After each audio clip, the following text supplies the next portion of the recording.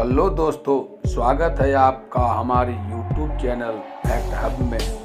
तो दोस्तों, हम बात कर रहे हैं मिस्टर विशुराज के बारे में, जो कि ये वो वीडियो है जब विशुराज के लड़के का नहवावन था।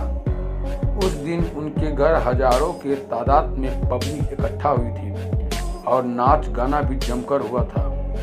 उस दिन विशुराज के घर महफिल जमी थी और विशुराज अपने बच्चे को एक लाल रंग का कार गिफ्ट में दिया है, जिससे लोगों में काफ़ी खुशी की लहर चली और विशुराज ने अपने नई कार में मिस्टर विशुराज फन का लोगो लगवाया है। दोस्तों, विशुराज ने आज अपने बच्चे को लेकर कार में बैठे थे और कार का हॉर्न बजाना सिखा रहे थे, जिससे विशुराज को काफ़ी खुशी मिल रही थी।